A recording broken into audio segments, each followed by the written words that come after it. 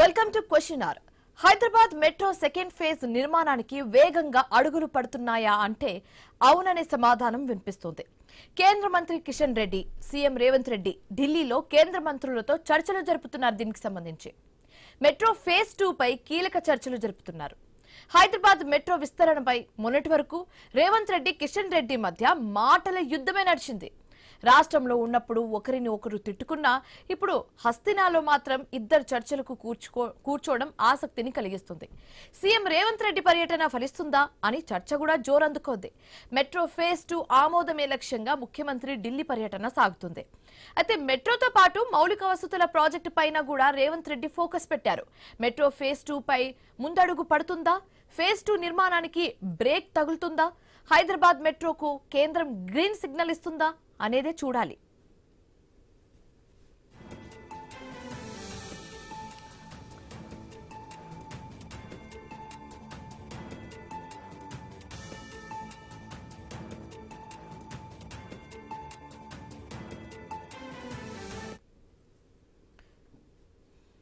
Right, ఇక ఇదే అంశానికి సంబంధించి మాట్లాడడానికి మనతో పాటు జాయిన్ అయ్యారు అందం రామరెడ్డి గారు, బీజేపీ స్పోక్స్ పర్సన్. ఆయనతో కూడా మాట్లాడే ప్రయత్నం అయితే చేద్దాం. సో నమస్తే అండి రామరెడ్డి గారు. మనం చూస్తున్నాం ఇప్పుడు తెలంగాణలో ఉన్నప్పుడు రేవంత్ రెడ్డి కానివచ్చు, కిషన్ రెడ్డి కానివచ్చు, ఇద్దరు కూడా పరస్పరంగా ఇలా మాటల యుద్ధమే నడిచింది వాళ్ళిద్దరి మధ్యలో. బట్ కట్ చేస్తే హస్తినాలో మాత్రం కలిసి ఒక అంశం మీద మాట్లాడడం అనేది మనం ఎలా చూడొచ్చు అంటారు? నమస్తే అండి. ఈ కిషన్ రెడ్డి గారికి రేవంత్ రెడ్డి గారికి మధ్యన దాంట్లో రేవంత్ రెడ్డి గారు రెచ్చగొట్టారు. మామూలుగా సీఎం స్థాయికి కిందికి దిగజారి మాటలు మాట్లాడి రెచ్చగొట్టారు. దానికి కౌంటర్ ఇచ్చారు కిషన్ రెడ్డి గారు. కానీ ఎప్పుడు కిషన్ రెడ్డి గారు మీరు ఎంత రెచ్చగొట్టినా నేను రెచ్చిపోను, ఎందుకంటే ఎట్లా తిరుగుతా చూస్తుంటే నన్ను ఆపేవాడు పుట్టలేదు, ఇట్లా కౌంటర్ ఇచ్చారు తప్ప కిషన్ రెడ్డి గారు ఎప్పుడు రెచ్చగొట్టలే, రెచ్చిపోలే. తర్వాత ఇప్పుడు ఏంటంటే కిషన్ రెడ్డి, రేవంత్ రెడ్డి ఎట్లా బీజేపీని బదనాం చేద్దామా, మరి ఆయనకు మెట్రో ఫేజ్ 2 తేవడం ఇష్టం ఉందో లేదో అని దానికి ఏంటంటే మీడియాలో స్టేట్మెంట్లు ఇస్తూ లెటర్లు బిర్రలు చూపిస్తూ పనులు జరగాలి. అది యాక్చువల్ పద్ధతే కాదు. పనులు జరగాలంటే ప్రభుత్వ శాఖల్లో డిపార్ట్మెంటల్ గా త్రూ ప్రాపర్ ఛానల్ అని ఉంటుంది. ఆ ప్రాపర్ ద్వారా అప్లికేషన్ పోవడం, రెస్పాండ్ కావడం ఉంటుంది. కానీ ఆయనకు ఏంటంటే బెదిరిద్దాం, ఏదో చేద్దాం చూస్తే ఈసారికి మాత్రం రేవంత్ రెడ్డికి ఈ బెదిరింపు కుట్రను మొదలు తిప్పికొడదాం, నెక్స్ట్ టైం చెప్దాం ఇది పద్ధతి కాదు, నువ్వు ఇట్లా రాకూడదు, పద్ధతి ఇది. నువ్వు ఆయన చీఫ్ సెక్రటరీ ఉంటారు, సీఎం కు సెక్రటరీలు ఉంటారు, అక్కడ రైల్వే మినిస్టరు, పట్టణ వాళ్ళకు ఉంటారు సెక్రటరీలు, చీఫ్ సెక్రటరీలు, పిఏలు ఉంటారు. వాళ్ళ ద్వారా కాంటాక్ట్ చేసి టైం అపాయింట్మెంట్ తీసుకోవాలి. ఇది పద్ధతి. కాకుండా కిషన్ రెడ్డి గారు లేదా కిషన్ రెడ్డి గారు ద్వారంటే మంచిదే. కిషన్ రెడ్డి గారికి రేవంత్ రెడ్డి గారు ఫోన్ చేస్తారా, వారి పిఎస్ ఫోన్ చేస్తారా, లేకుంటే ఎవరైనా మంత్రి పోయి కలుస్తారా, ఓ ఎమ్మెల్యే ఎవరైనా పంపించి మీరు సహకారం కావాలి మన తెలంగాణ కంటే, అట్లాంటి అదో పద్ధతి. కేవలం మీడియాలో స్టేట్మెంట్లు ఇచ్చి, అది కూడా రెచ్చగొట్టిడు స్టేట్మెంట్ ఇచ్చి ఎట్లా చేస్తుంటే ప్లాను అంటే రెచ్చగొడితే పని అవుతుందని అనుకుని రెచ్చగొట్టడా కావాలని? లేదు, రెచ్చగొడితే బీజేపీ ఎప్పుడు పనిచేయదు. ఈసారికి ఒకసారి అవకాశం ఇచ్చి చూస్తుంది. ఇది 1-2 సార్లు అయినాక నానాపురి కథ ఉంటాయి కదా, ఈయన తీరే ఇట్లా ఉంది, ఈయన తీరు ఇట్లుంటే మేము ఎట్లా పని చేయాలి అని మొదలు 1-2 సార్లు అవకాశం ఇస్తారు. మంచోళ్ళు ఎప్పుడు ప్రజల్లో ఒక ఇంప్రెషన్ అనేది పడుతుంది కదా. సీఎం రేవంత్ రెడ్డి పదే పదే అడగడం వల్లనే ఇలా కిషన్ రెడ్డి కూడా దిగొచ్చి సాయం చేద్దామన్న ఉద్దేశంతో ముందడుగు వేశారేమో అన్న ఇంప్రెషన్ జనాల్లో పడిపోతుందన్న ఉద్దేశం కాంగ్రెస్ పార్టీకి ఏమైనా ఉందనుకుంటారా? ఆ కుట్రలు చేస్తే పడిపోతుంది అనుకుంటారు. కానీ ఇవాళ రేపు తెలియకపోతే ఎవ్వలేరు. రేవంత్ రెడ్డి గారడి మాటలు, ఆయన ఎజెండా వేరు, చేసేది వేరు, చెప్పేది వేరు అని తెలుసు. అయితే ఈ 1-2 సార్లు మనం తప్పుడు పద్ధతులు కూడా ఎంటర్టైన్ చేద్దాం. దేనికోసం అంటే హైదరాబాద్ ప్రజల కోసం, తెలంగాణ కోసం ఎంటర్టైన్ చేద్దాం. 1-2 సార్లు అయినాక మూడోసారి బాబు నువ్వు నానాపులి కథ పద్ధతి చేస్తున్నావు, ఇది పద్ధతి కాదు, ప్రభుత్వంలో పనులు నడిచే విధానం ఇది కానే కాదు, నేను ఎప్పుడేం రెడీ రావడానికి, నువ్వు నన్ను కాంటాక్ట్ చేస్తావా, ఇక్కడ వాళ్ళు ఫార్మల్ గా అప్లై చేసి ఆఫీసర్ ద్వారా ప్రొసీడ్ అవుతావా, ఆ విధంగా చేయమని చెప్తారు. దాని ముందు ఏంటంటే ఈ మెట్రో ముఖ్యం కాబట్టి ఇప్పుడు మోడీ గారు కూడా మొన్న ఈ పశ్చిమాసియా యుద్ధం టైంలో హైదరాబాద్ వచ్చినప్పుడు మాట్లాడింది ఏంటంటే పబ్లిక్ ట్రాన్స్పోర్ట్ లో వెళ్దాం, మనం పెట్రోల్ డీజిల్ వాడకం తగ్గిద్దాం, ఇది ప్రధానమంత్రి గారు చెప్పారు కాబట్టి కిషన్ రెడ్డి గారు దీనికి ప్రయారిటీ ఇచ్చారు. రేవంత్ రెడ్డి పద్ధతి చెప్పినా పని ముఖ్యం అనే దృష్టిలో ప్రయారిటీ ఇచ్చి నిన్న కట్టర్ గారితో సమావేశం, ఇవాళ నిన్న అశ్విని వైష్ణవ్ గారితో సమావేశం, ఇవాళ కట్టర్ గారితో మళ్ళీ అశ్విని సమావేశం. ఆ రెండిట్లో కిషన్ రెడ్డి గారు కూడా ఉన్నారు. దీంట్లో ఏంటంటే నాకు వచ్చిన ఇన్ఫర్మేషన్ 3 ఉన్నాయి. కిషన్ రెడ్డి గారు డీటెయిల్స్ చెప్పలే కానీ టెక్నికాలిటీస్ ఉన్నాయి 2, ఫైనాన్షియల్ మ్యాటర్, కొన్ని సిస్టమ్స్ దాని ఆ ఇష్యూస్ ఉంటాయి. రామరెడ్డి గారు మాట్లాడదాం, కంటిన్యూ చేద్దాం. ఇదే అంశానికి సంబంధించి మాట్లాడడానికి మనతో పాటు కూడా జాయిన్ అయ్యారు చరణ్ కౌశిక్ యాదవ్ గారు, కాంగ్రెస్ స్పోక్స్ పర్సన్. అంతా కూడా మాట్లాడే ప్రయత్నం అయితే చేద్దాం. కౌశిక్ గారు నమస్తే అండి. ఇప్పుడు మనం చూస్తున్నాము మెట్రోకి సంబంధించి, మెట్రో ఫేజ్ 2 కి సంబంధించి ఆమోదం కోసమని సీఎం రేవంత్ రెడ్డి ఢిల్లీకి వెళ్లడం జరిగింది. సీఎం రేవంత్ రెడ్డితో పాటు ఇప్పుడు మనం కిషన్ రెడ్డిని కూడా చూస్తున్నాము. సో తెలంగాణలో ఉన్నంత సేపు, గల్లీలో ఉన్నంత సేపు వీళ్ళిద్దరి మధ్య మాటల యుద్ధం నడిచింది. బట్ ఢిల్లీకి వెళ్ళేసరికి హస్తినాలో కలిసి ఒకే టాపిక్ మీద, ఒకే అంశానికి సంబంధించి మాట్లాడడం జరుగుతుంది. సో ఏంటి ఈసారైనా గ్రీన్ సిగ్నల్ లభిస్తుందా మెట్రో ఫేజ్ 2 కి? మేడం అదే కదా, మెట్రో ఫేజ్ 2 కి సంబంధించిన అంశం విషయంలోనే కిషన్ రెడ్డి గారికి మీరు అపాయింట్మెంట్ ఇప్పిండి అని చెప్పేసి ముఖ్యమంత్రి రేవంత్ రెడ్డి గారు కోరారు. దానికి కిషన్ రెడ్డి గారు అశ్విని వైష్ణవ్ దగ్గరికి తీసుకెళ్లారు. అశ్విని వైష్ణవ్ గారు సంబంధించి పట్టణాభివృద్ధి శాఖ మంత్రి మనోహర్ లాల్ ఖట్టర్ సంబంధించిన అంశము, నా సంబంధించిన అంశం క్లియర్, పట్టణాభివృద్ధి శాఖ కాదని చెప్పడం జరిగింది. మనోహర్ లాల్ ఖట్టర్ కలిసిన తర్వాత వాస్తవంగా ఏం జరుగుతుందో తెలుసు. ఎందుకంటే ఇక్కడ చాలా స్పష్టంగా మెట్రో 2 కావచ్చు, 3 విస్తరించే ప్రయత్నాల్లో భాగంగా అదే ఏదైతే ఇండియన్ రైల్వే ఫైనాన్స్ కార్పొరేషన్ రుణం సంబంధించి కావచ్చు, కేంద్ర ప్రభుత్వమే 1 లో ఉన్నటువంటి మెట్రో 1 కావచ్చు, మెట్రో 2 సంయుక్తంగా అగ్రిమెంట్ చేస్తున్నామని చెప్తా ఉన్నారు. ఎట్టి పరిస్థితుల్లో 1 లోకి మీరు వచ్చే అవకాశం లేదు. మేము ఆల్రెడీ టేక్ ఓవర్ చేస్తానికి సిద్ధమైన, రుణం కూడా రెడీగా ఉంది, మేము ప్రాసెసింగ్ ఫీజు కూడా చెల్లించాం.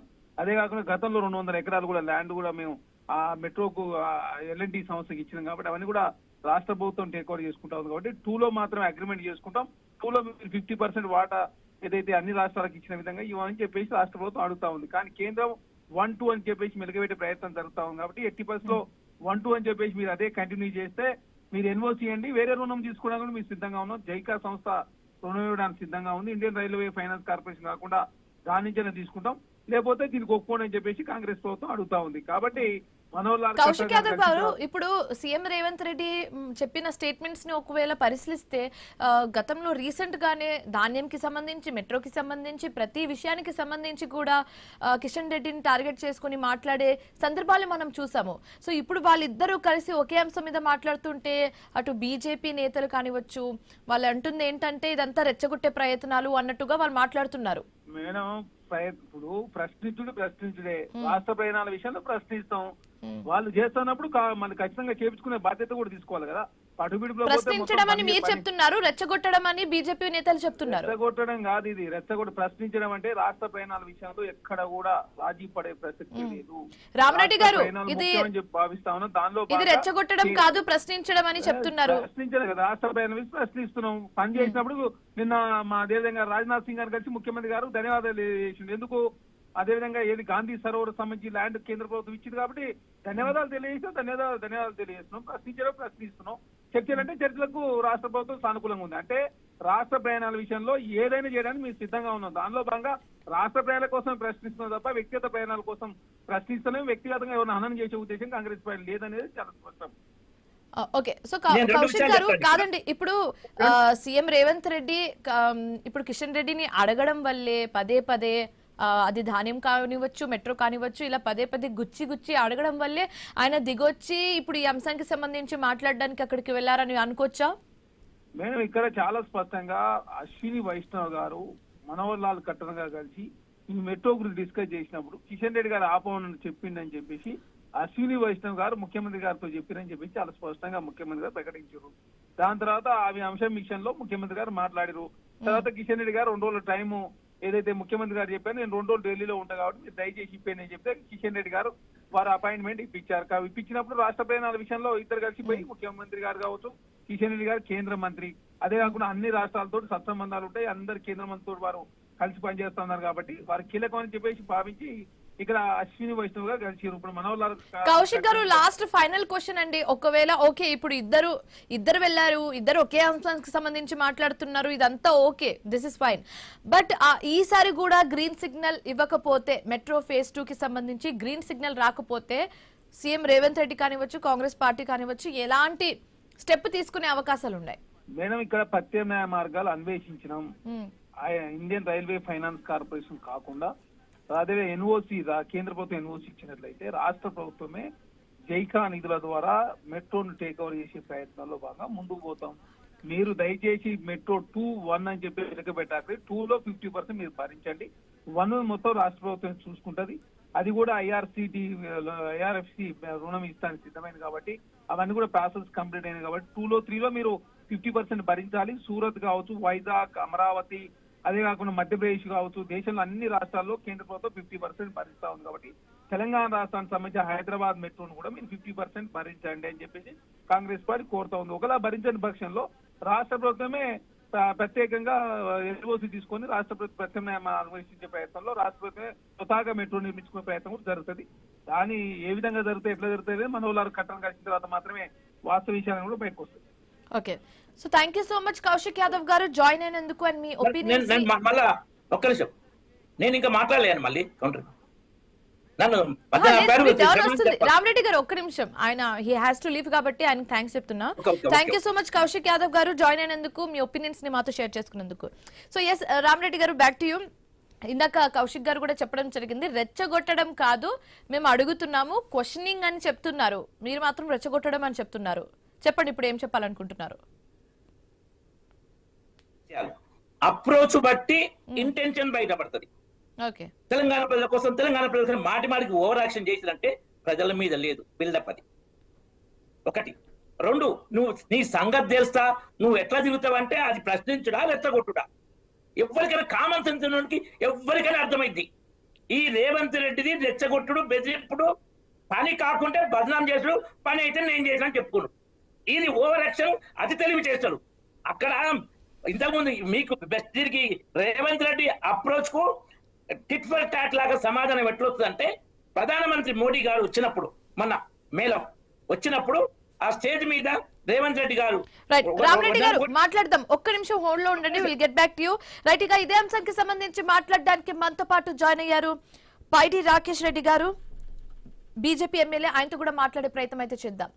సో నమస్తే అండి రాకేష్ గారు. మనం చూస్తున్నాం ఇప్పుడు గల్లీలో కిషన్ రెడ్డి అండ్ రేవంత్ రెడ్డి ఇద్దరు కూడా ఇక్కడ మాటల యుద్ధం జరిగింది వాళ్ళ మధ్యలో. బట్ హస్తిన ఢిల్లీకి వెళ్ళేసరికి సీన్ రివర్స్ అయింది. వాళ్ళు ఒకే అంశానికి సంబంధించి ఇద్దరు మాట్లాడడం జరిగింది. సో ఈసారైనా మెట్రో ఫేజ్ 2 కి సంబంధించి గ్రీన్ సిగ్నల్ పడుతుందని అడిగితే ఏం చెప్తారండి? అంటే తెలంగాణ ప్రజలకు ఇప్పుడు ఒకటి అర్థం చేసుకోవాల్సిన అవసరం వచ్చింది 2.5 సంవత్సరాల తర్వాత. ఓకే, ఈ రేవంత్ రెడ్డి ఎంత పెద్ద అబద్ధాల కోరు.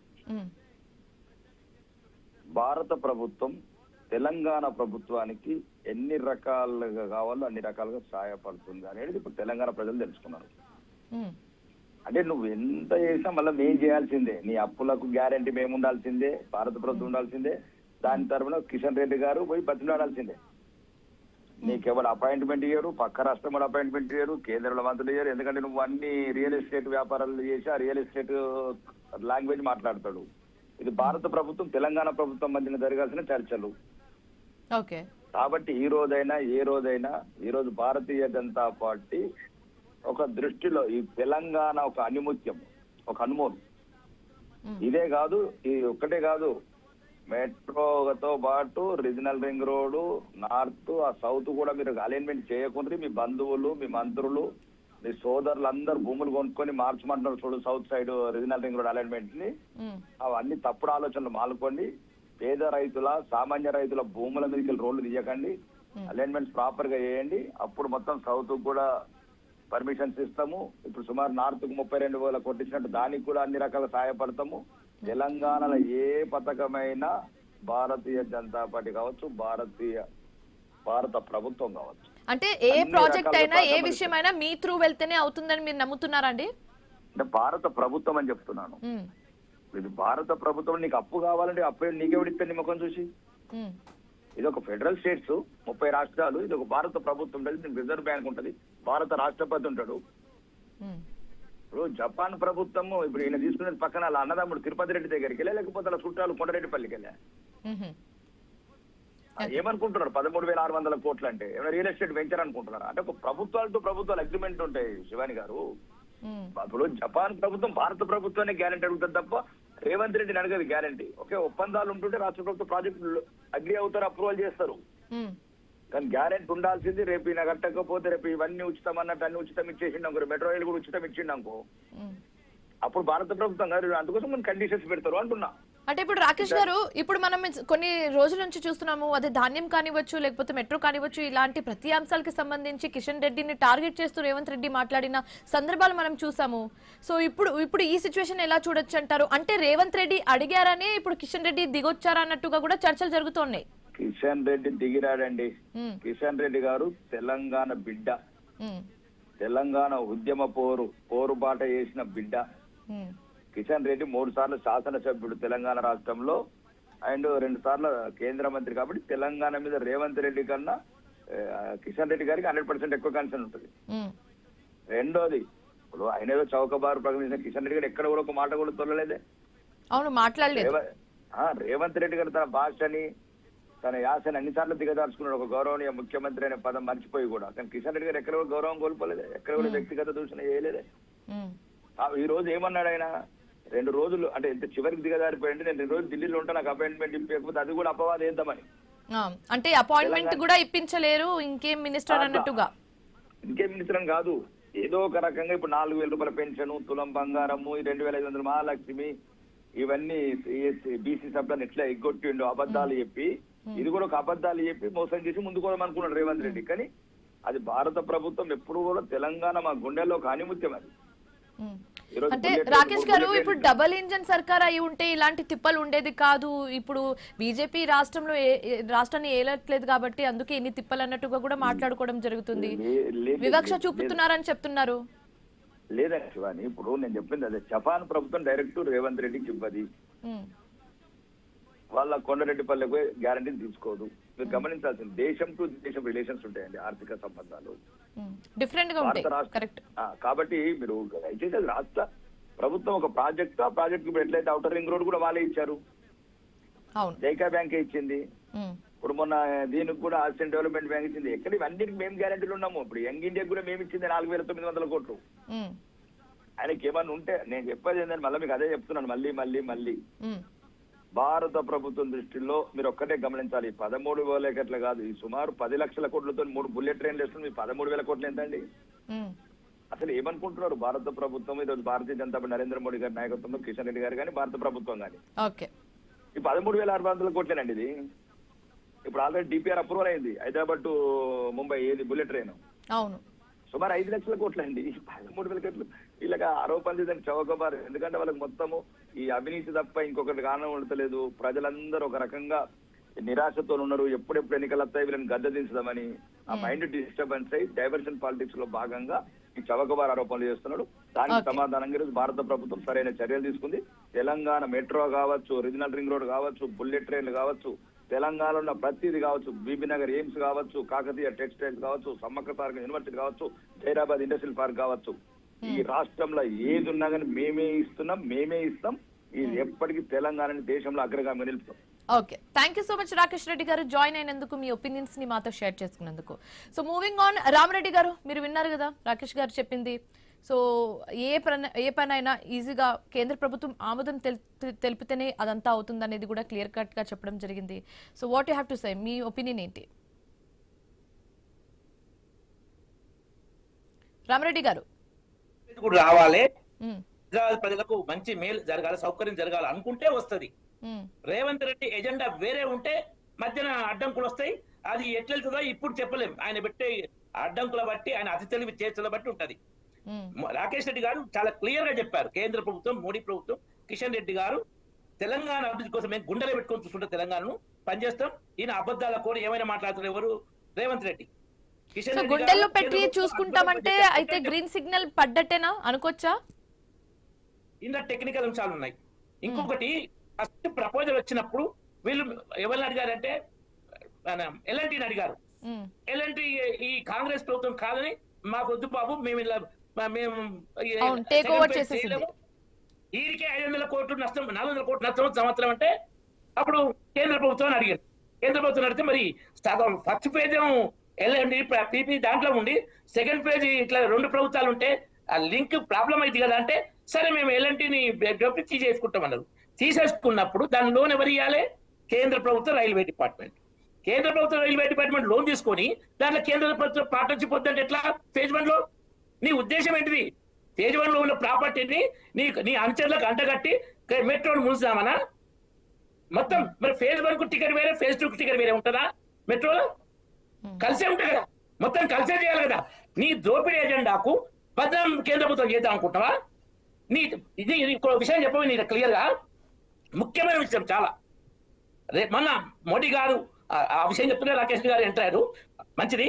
అయితే మోడీ గారు వచ్చినప్పుడు రేవంత్ రెడ్డి గారు ఏం మాట్లాడినంటే, మనం పాలిటిక్స్ మాట్లాడొద్దు ఇక్కడ ఆ మీటింగ్ లో, మనం పాలిటిక్స్ మాట్లాడొద్దు. మన్మోహన్ సింగ్ ప్రభుత్వం గుజరాత్ కు 10 ఏళ్ళు ఎట్లా మీకు డబ్బులు ఇచ్చారో, సాయం చేశారో ఆ విధంగా రామరెడ్డి గారు విల్ గెట్ బ్యాక్ టు ఒక్క నిమిషం హోల్డ్ లో ఉండండి. ఇదే అంశానికి సంబంధించి మాట్లాడడానికి మనతో పాటు జాయిన్ అయ్యారు రామచంద్ర నాయక్ గారు, డిప్యూటీ స్పీకర్. ఆయనతో కూడా మాట్లాడే ప్రయత్నం అయితే చేద్దాం. సో నమస్తే అండి రామచంద్ర గారు. మనం ఇప్పుడు చూస్తున్నాము ఢిల్లీ మెట్రో సెకండ్ ఫేజ్ నిర్మాణానికి సంబంధించి ఒక ప్రపోజల్ తో సీఎం రేవంత్ రెడ్డి ఢిల్లీకి వెళ్లడం జరిగింది. సీఎం రేవంత్ రెడ్డితో పాటు మనం కిషన్ రెడ్డిని కూడా పిక్ లో చూస్తున్నాము. సో ఈ సమావేశానికి సంబంధించి ఆయన కూడా వెళ్లారు. సో మీరేం చెప్పాలనుకుంటున్నారు రామచంద్ర నాయక్ గారు? ముఖ్యంగా మన రాష్ట్ర ముఖ్యమంత్రి వర్యులు రేవంత్ రెడ్డి గారు ప్రభుత్వం ఏర్పడ్డ అనతి కాలంలోనే మరి మన రాష్ట్రాన్ని 3 విధాలుగా cure, pure, rare, agriculture zone, అదే విధంగా ఇండస్ట్రియల్ జోన్, అదే విధంగా అర్బన్ జోన్ గా డివైడ్ చేసి మరి అటు హైదరాబాద్ పట్టణ అభివృద్ధి కోసం ప్రత్యేక దృష్టి సారిస్తున్న పరిస్థితి మనం గమనిస్తున్నాం. అదే విధంగా మెట్రో మన హైదరాబాద్ మరి అతి వేగంగా పెరుగుతున్న పట్టణాల్లో, సో ఈ పట్టణంలో ప్రజల మరి సౌకర్యం పెరగాలి, అదేవిధంగా ట్రాఫిక్ తగ్గించాలి అనే ఒక మరి దూరదృష్టితోని ముఖ్యమంత్రి గారు మరి మెట్రో విస్తరణ గురించి ఆలోచించింది మనం అంతా అసెంబ్లీ సాక్షిగా మనం అందరం విన్నదే.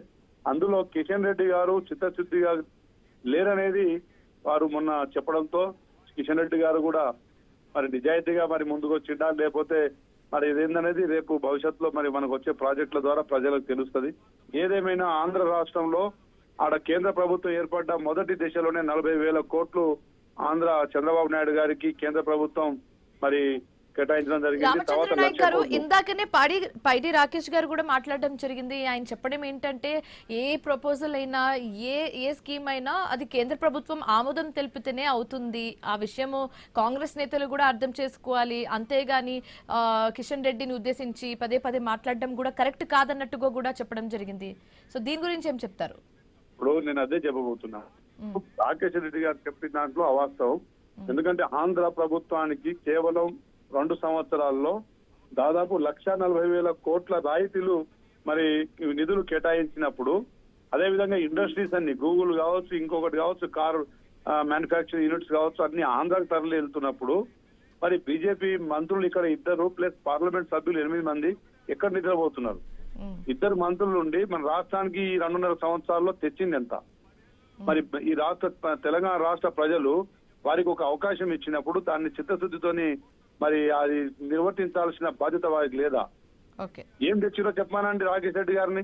కేంద్ర ప్రభుత్వం కేంద్ర ప్రభుత్వం ఆమోదం ఉంటేనే వస్తుంది అనేది బుల్లెట్ ట్రైన్ తీసుకొచ్చామని చెప్తున్నారు, ఓఆర్ఆర్ తీసుకొచ్చామని చెప్తున్నారు. ఇందాకే ఆయన చెప్పడం జరిగింది. సో ఇవన్నీ ఇస్తున్నప్పుడు ఇవి ఇస్తాం కదా అని అంటున్నారు. ప్రతిపాదనల దశలోనే ఉన్నాయి ఇవన్నీ. రాష్ట్ర ముఖ్యమంత్రి వర్యులు రేవంత్ రెడ్డి గారు భవిష్యత్తు దృష్టి పెట్టుకొని భవిష్యత్తును మన ట్రాఫిక్ ఏ విధంగా పెరగబోతుంది దాన్ని దృష్టిలో పెట్టుకొని బుల్లెట్ ట్రైన్లు మరి 3 దశలుగా Hyderabad to Pune, Hyderabad to Vijayawada, Hyderabad to Bengaluru ఆ విధంగా ప్రతిపాదనలు పెట్టడం జరిగింది. మరి మనకి ఇప్పుడు అత్యవసరంగా కావాల్సింది ఏంటంటే సిటీలో మరి మెట్రో విస్తరణ దాదాపు ఓఆర్ఆర్ వరకు విస్తరించకపోతే హెవీ వెహికల్స్ అన్ని ట్రాఫిక్ అంతా జామ్ అయ్యే పరిస్థితులు సిటీలో మనం చూస్తా ఉన్నాం. చిన్న వర్షానికే మరి కార్లు కదలని పరిస్థితి కనబడతా ఉన్నది. ముఖ్యంగా మొదటి దశలో మనం విస్తరించుకోవాల్సింది మెట్రో, తర్వాత బుల్లెట్ ట్రైన్స్, అదే విధంగా regional ring roads, airports. So గత ప్రభుత్వం కేసీఆర్ గారేమో మోడీతోని అంతర్గతంగా ఒప్పందాలు చేసుకొని నల్ల చట్టాలకు సహకరిస్తూనే ఆయన దూరంగా ఉన్నట్టుగా వారితో విభేదాలు సృష్టించుకున్నట్టుగా నటించారు. కానీ మన రాష్ట్ర ముఖ్యమంత్రి వారు ఈ రోజు పార్టీ వేరైనా ఆడ ప్రభుత్వం వేరైనా మరి అంటే బేసిజాలు లేకుండా ముఖ్యమంత్రి గారు మనకు రావాల్సిన మరి ప్రాజెక్టులు తెచ్చుకోవాలనే ఒక మెట్టు తగ్గి వారు మరి ప్రధానమంత్రి గారిని, రాజ్నాథ్ సింగ్ గారిని, రైల్వే మినిస్టర్ గారిని అందరినీ కలుస్తున్నప్పుడు గత 2.5 సంవత్సరాలుగా కిషన్ రెడ్డి గారు, బండి సంజయ్ గారు మేము కూడా కృషి చేసి ఒక ఈ ప్రాజెక్ట్ తెచ్చుకున్నామని చెప్పే దిశలో ఎవరో ఒకటి తెచ్చి రామచంద్ర గారు, ఇప్పుడు ఈ ప్రాజెక్ట్ కి బ్రేక్ పడుతుందా లేకపోతే గ్రీన్ సిగ్నల్ లభిస్తుందా, మీకేమనిపిస్తుంది? తప్పకుండా రాష్ట్ర ముఖ్యమంత్రి వర్యులు రేవంత్ రెడ్డి గారు ఎట్టి పరిస్థితుల్లో వదులుకోరు. తప్పకుండా సాధించేదాకా వారు కష్టపడే వ్యక్తి. తప్పకుండా మన ప్రజల అవసరాల దృష్ట్యా వారు ఏది కాంప్రమైజ్ గారు. ప్రజలకు భవిష్యత్తు ఏదని మంచి జరుగుతుందంటే దానికోసం ఎక్కడి దాకా పోరాడే. ఒకవేళ ప్రాజెక్ట్ కి గ్రీన్ సిగ్నల్ లభిస్తే ఆ క్రెడిట్ ఎవరి ఖాతాలో వెళ్తుందండి? కాంగ్రెస్ లేకపోతే బీజేపీ ఖాతాలోనా? తప్పకుండా రాష్ట్ర ముఖ్యమంత్రి వర్యులు రేవంత్ రెడ్డి గారిది, అదేవిధంగా కాంగ్రెస్ ప్రభుత్వం అయితే అది తప్పకుండా రాష్ట్ర హక్కు కదమ్మా. రాష్ట్ర హక్కుల్ని కాపాడడంలో ముందస్తుగా నిలబడ్డది ముఖ్యమంత్రి గారు, కేబినెట్ మంత్రులు. కాబట్టి కాంగ్రెస్ ప్రభుత్వానికి అది మంచి పేరు వస్తుంది. Okay, so thank you so much Ramachandra Nayak garu join అయినందుకు, మీ ఒపీనియన్స్ ని మాతో షేర్ చేసుకున్నందుకు. సో వెల్, రామరెడ్డి గారు ఇప్పుడు చెప్పండి, ఇందాక నేను క్వశ్చన్ అడిగాను, ఒకవేళ ప్రాజెక్ట్ కి గ్రీన్ సిగ్నల్ లభిస్తే గనక ఈ క్రెడిట్ ఎవరి ఖాతాలో వెళ్తుందంటే కాంగ్రెస్ ఖాతాలో వెళ్తుందని చెప్తున్నారు. మీ ఒపీనియన్ ఏంటి? మా క్రెడిట్ ఇంపార్టెంట్ కాదు, పని జరగడం ఇంపార్టెంట్. కానీ రేవంత్ రెడ్డి మెట్రో 2 కేంద్రం భాగస్వామ్యం ఉండనియాడు. ఆయన కమిషన్లు ముఖ్యం కాబట్టి ఈ ఓవర్ యాక్షన్లు చేసి కేంద్రం సహకరించలేని పుల్లలు పెడతాడు. ఆ పుల్లలు పెట్టినప్పుడు ఆ పని కాదు, బదనాం చేయాలి. రాష్ట్ర ప్రభుత్వమే టేకప్ చేస్తే కమిషన్ భారీగా దుబ్బొచ్చు. కేంద్రం పార్ట్నర్షిప్ ఉంటే కమిషన్ కు అవకాశం ఉండదు. అందుకే అతి తెలివి డ్రామాలు చేస్తుండ్రు. కానీ మోడీ గారి దగ్గర ఇది జరగదు. ఇంతకుముందు నేను చెప్తున్నా, మధ్యాహ్నం అది చెప్తున్నా, ఇంతకుముందు ఆ మీటింగ్ లో రేవంత్ రెడ్డి అలా అన్నప్పుడు మన్మోహన్ సింగ్ ప్రభుత్వం ఇచ్చినట్టు మీరు ఇవ్వాలంటే మోడీ గారు స్పష్టంగా చెప్పాలి, ఎస్ నేను పాలిటిక్స్ మాట్లాడను. రేవంత్ రెడ్డి గారు చెప్పారు, నేను కూడా మాట్లాడని చెప్పారు. మన్మోహన్ సింగ్ గారు గుజరాత్ కి ఇచ్చినట్టు ఇస్తే మీకు ఇప్పుడు వచ్చిన సగం కూడా ఉన్నది అన్నాడు. నవ్వింది గారు రేవంత్ రెడ్డి. తెల్లారి మీటింగ్ పెట్టి మోడీ గారు అబద్ధం చెప్పిన అల్లే వాస్తవం. కక్ష గుజరాత్ చేసినప్పుడు ఈ అతి తెలివి చేస్తారు రేవంత్ రెడ్డి గారు. అతి తెలివి చేస్తారు రేవంత్ రెడ్డి. బీజేపీ దగ్గర, మోడీ గారి దగ్గర, కిషన్ రెడ్డి గారి దగ్గర నడవదు. ఈ ఓవర్ యాక్షన్ కమిషన్ల కోసం కేంద్రం రాకుండా చేసి కుట్రలు చేస్తే మేము ఎండగడతాం రేవంత్ రెడ్డిని, కాంగ్రెస్ ప్రభుత్వాన్ని. Okay, so thank you so much Rama Reddy గారు జాయిన్ అయినందుకు, మీ ఒపీనియన్స్ ని మాతో షేర్ చేసుకున్నందుకు. Thanks for joining. సో ఇది వాళ్ళ క్వశ్చన్ అవర్. మరొక క్వశ్చన్ అవర్ తో మళ్ళీ కలుద్దాం. Till then keep watching iNews. మీతోనే మీ వెంటే.